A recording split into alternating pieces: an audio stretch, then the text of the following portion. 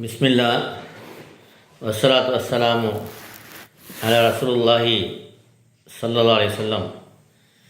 கண்ணியத்திற்குரியவர்களே, இன்று நாம் பார்க்கக்கூடிய விஷயம் என்னன்னு சொன்னால், நமக்கு எதிரிகள் தெரிந்தும் தெரியாத மறைவான எதிரிகள் இருக்காங்க இல்லையா, அவர்களுடைய கெடுதியை விட்டு நம்ம எவ்வாறு நம்மை பாதுகாத்துக் கொள்வது,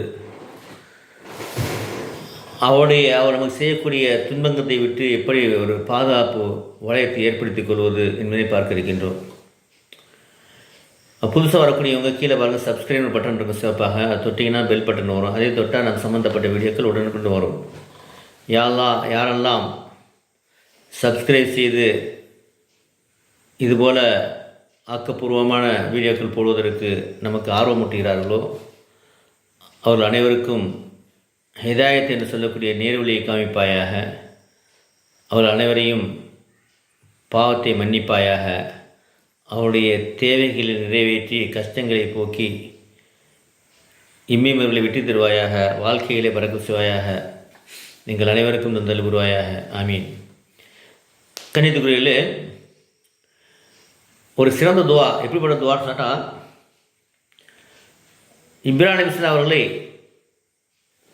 அவருடைய எதிரிகள் அவர்கள் ஏகத்துவத்தை சொன்னதன் காரணமாக, ஒரே இறைவனை வணங்குன்னு சொன்னதன் காரணமாக, நம்ரூத் என்று சொல்லக்கூடிய அந்த கொடிய அரசன் அவர்களை மிகப்பெரிய ஒரு நெருப்பை மூட்டி அதில் பக்கத்தில் போக முடியாதனால பெரிய பலன் உண்டாக்கி அதிலேருந்து தள்ளி விடுவதற்காக வேண்டி எல்லா ஏற்பாடும் செய்து வைக்கின்றான். இந்த சமயத்தில் அவங்கள தூக்கி அதில் போடும்போது, நெருப்பில் போடும்போது அவங்க ஓதுனாங்க, ஹஸ்புன் அல்லாஹு வ நிஅமல் வக்கீல். ஹஸ்புன் அல்லாஹ், அல்லாஹ் எனக்கு போதுமானவன், வ நிஅமல் வக்கீல், அவன் சிறந்த பொறுப்புதாரி. இது ஓதுனாங்க. இது ஓதியதன் காரணமாக நெருப்பை அல்லாஹு தஆலா குளிர்ந்த ஒரு பூஞ்சோலையாக ஆக்கி அவர்களை காப்பாற்றினான். ஆகவே நம்முடைய எதிரிகள் நமக்கு செய்யக்கூடிய தீங்கை விட்டு பாதுகாப்பதற்கு நாம் ஓத வேண்டிய வசனம் இந்த ஒரு வசனம். அடுத்து ஒன்று, அதை நான் எப்படி பின்னாடி சொல்கிறேன். ரெண்டாவது என்னன்னு சொன்னால், பனி இஸ்ரேல் காலத்தில் ஒரு சிறுவன் இருந்தான். இது புகாரில் வரக்கூடிய ஹதீஸ். அப்போது அந்த அரசன் என்ன செஞ்சான்னு சொன்னால், அவன்கிட்ட ஒரு மந்திரவாதி இருந்தார். அந்த மந்திரவாதிக்கு வயசானவனையும் அந்த அரசன்கிட்ட சொல்கிறார், என்னிடத்துல ஒரு இளைஞனை அனுப்பி வைங்க, நான் அவனுக்கு எனக்கு தெரிஞ்சதெல்லாம் கற்றுக் கொடுக்குறேன், எனக்கு பின்னாடி அவன் உங்கள் கூட இருக்கட்டும் அப்படிங்கிறவனையும் ஒரு இளைஞனை அனுப்பி வைக்கிறார்.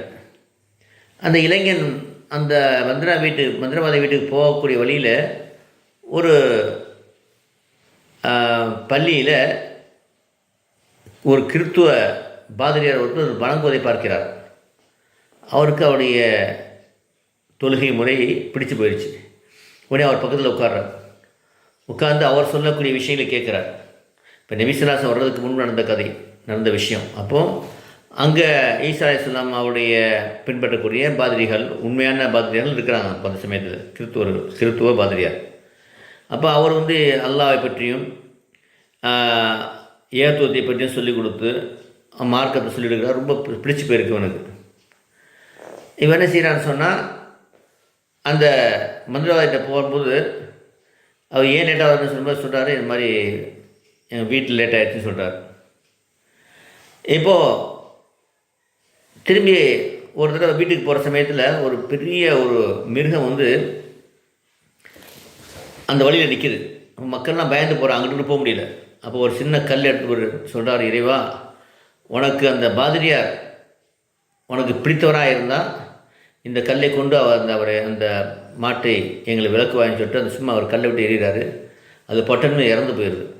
உடனே இவர் விளங்கிக்கிறாரு, அந்த பாதிரியார் உயர்ந்த நிலையில் இருக்கிறாரு சொல்லிட்டு. அவர் இந்த செய்தியை இந்த பாதிரியார்கிட்ட சொல்லும்போது அவர் சொல்கிறாரு, உமக்கு இறைவன் மிகப்பெரிய ஒரு வரத்தை கொடுத்துட்டான், நீ மக்களுக்கு நன்மை செய், நீ எது கேட்டாலும் கொடுப்பான் இறைவன், ஆனால் என்ன காமிச்சு கொடுத்துறாது அப்படிங்கிறார். உடனே இந்த இறைவன் இந்த சிறுவன் உட்காந்துக்கிட்டு மக்களுக்கெல்லாம் துன்பப்படுறவர்கள்லாம் வர்றாங்க. என்ன இவர் துவா செஞ்சால் சரியாயிருது. அல்லாட கேட்குறாரு, துவா அவர் கண் தெரியுது, நோய் குணமாகுது, எல்லா விதமான அற்புதம் நடக்குது. இதை பார்த்து கேள்விப்பட்ட அரசு சபையில் இருக்கக்கூடிய ஒரு கண் தெரியாத ஒரு மந்திரி வர்றாரு.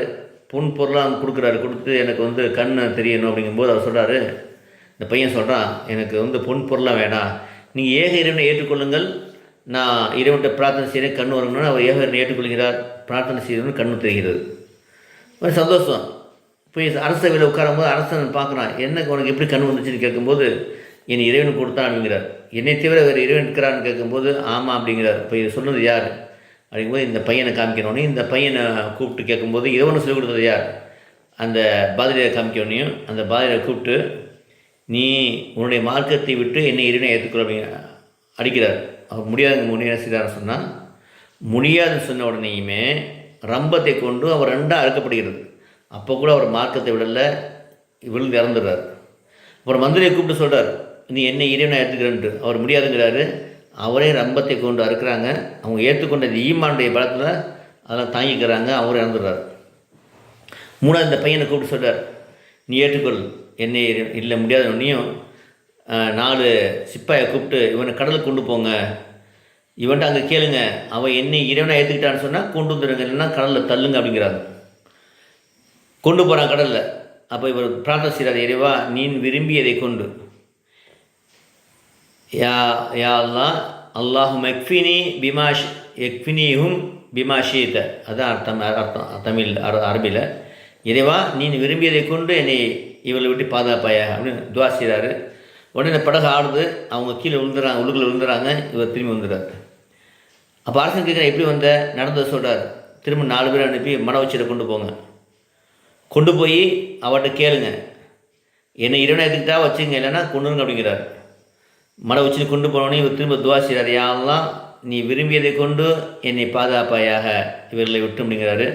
மலை நடுக்குது, எல்லாம் கீழே விழுகிறாங்க. திரும்பி வந்துடுறார். அப்போ அரசன் கேட்குறான், நடந்ததை சொல்லிட்டு சொல்கிறாரு. இந்த பையன் சொல்கிறான், நீ என்னை கொல்ல முடியாது, நீ கொல்றன்னா ஒரு வழி இருக்குது. நீ என்ன செய்ய, ஒரு மரத்தில் கட்டி வச்சு எல்லா மக்களையும் கொண்டு வந்து நிப்பாட்டிட்டு ஒரு அம்பை எடுத்து பிஸ்மில்லாஹி ரப்பில் குலாம், இந்த இளைஞனுடைய இறைவனுடைய பெயரை கொண்டு நான் இது ஏகின்றேன், இந்த இளைஞனுடைய இறைவனான அல்லாஹ்வுடைய பெயரை கொண்டு நான் தொடங்குகிறேன்னு சொல்லி என்னை அந்த அம்பெடுத்து எஞ்சா மட்டும்தான் என்னை கொல்ல முடியுங்கிறார். எல்லா மக்களையும் கூப்பிட்டு வச்சு இவர் சார் இவருடைய அரசன் ஒரு மனிதன் அனுப்புகிறாரு அந்த சிப்பாயை. அவர் என்ன செய்ய, பிஸ்மில்லா ரப்பில் குலான்னு சொல்லி அந்த அம்பை ஏவுறாரு. கரெக்டாக நெட்டி பொட்டில் படுத்து இறந்துடுறாரு. இதை பார்த்த அத்தனை மக்களுமே இஸ்லாத்துக்கு வந்துடுறாங்க. எனக்கு தெரிஞ்சு போச்சு, இவர் நடந்த விஷயங்கள்லாம் பார்த்துட்டே இருக்கிறாங்க. வெங்கி போச்சு, இறைவன் ஒருத்தர் இருக்கிறா அப்படின்னு. உடனே இது கேள்விப்பட்ட அந்த அரசு என்ன பண்ணுறான்னு சொன்னால், எல்லோரும் கூப்பிட்டு நீங்கள் என்னை ஏற்றுக்கலான்னு சொன்னால் நெருப்பில் போடு. பெரிய ஒரு பல்ல தோண்டப்பட்டு அது நெருப்பு மூட்டப்பட்டு ஒவ்வொருத்தராக கூப்பிட்டு, நீ ஏற்றுக்கிறியா இறைவனை, என்னை ஏற்றுக்கிறியா, இல்லை, தூக்கி தள்ளி வருது. இப்படியே தள்ளி கொள்கிறாங்க. அப்போது ஒரு தாய் வருகிறார். அவள் கையில் ஒரு குழந்தை இருக்குது. அவள் தயங்குறா, தன்னோட குழந்தை பக்கத்தில் இருக்குது, கையில் இருக்குதுன்னு தயங்கும் போது அந்த குழந்தை சொல்லுது, தாயே நீ ஹக்கில் இருக்க, பயப்படாத அப்படிங்குது. உடனே போகிறா, முடிய பிடிச்சி தள்ளுறாங்க. அப்போது அந்த சமயத்தை அவங்க ஏற்றுக்கொண்ட ஈமானின் காரணமாக உயிரை விட தயங்கவில்லை. இப்போ இதில் நம்ம பெறக்கூடிய பாடம் என்னன்னு சொன்னால், அந்த பையன் உபயோகப்படுத்த அந்த வார்த்தை என்ன, இறைவா நீ நாடியதை கொண்டு என்னை பாதுகாப்பாயாக.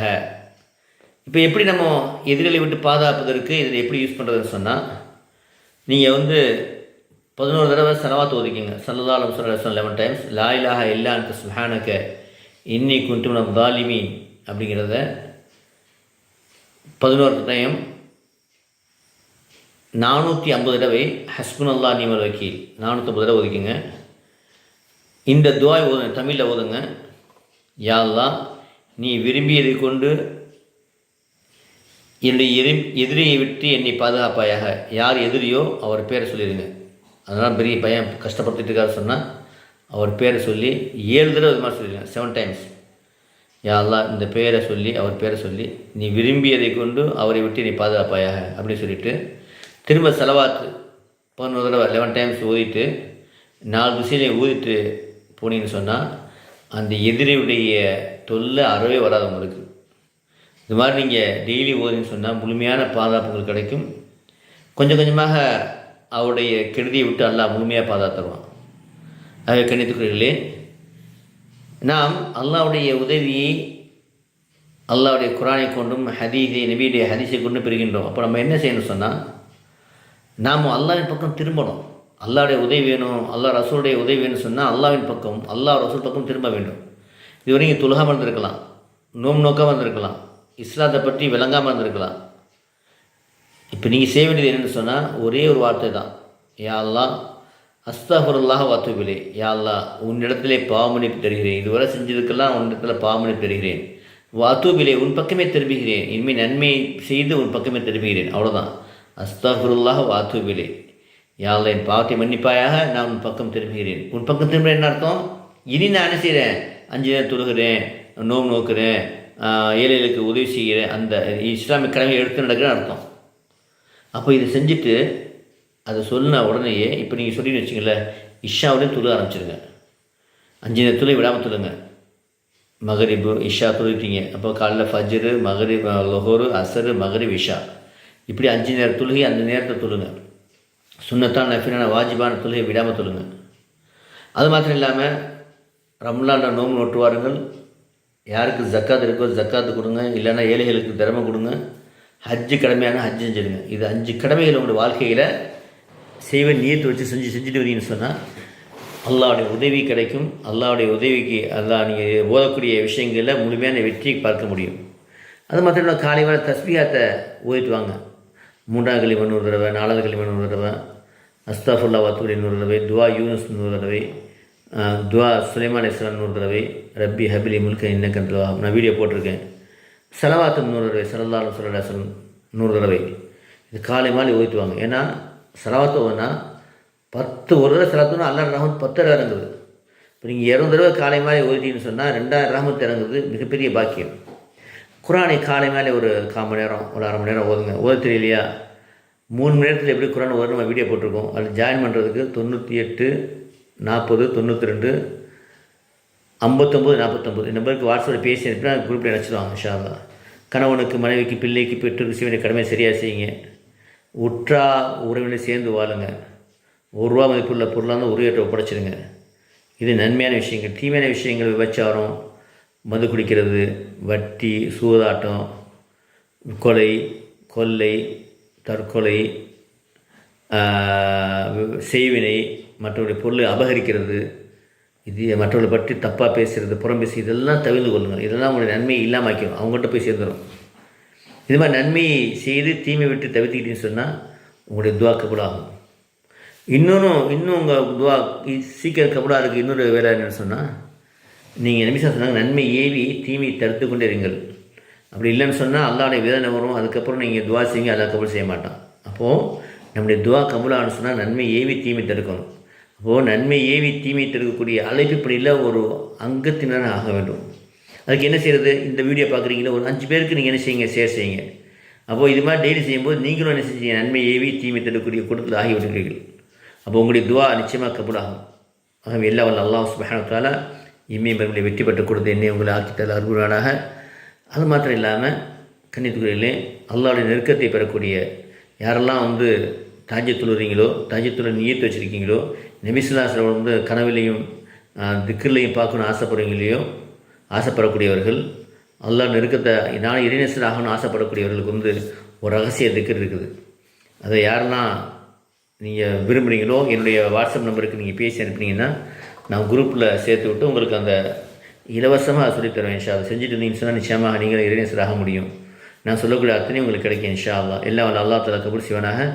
என்னுடைய நம்பர் 99 768 41 855 99 768 41 855. அல்லாஹ் கபூல் செய்வானாக. அஸ்ஸலாமு அலைக்கும் வரஹ்மத்துல்லாஹி வபரகாத்துஹு.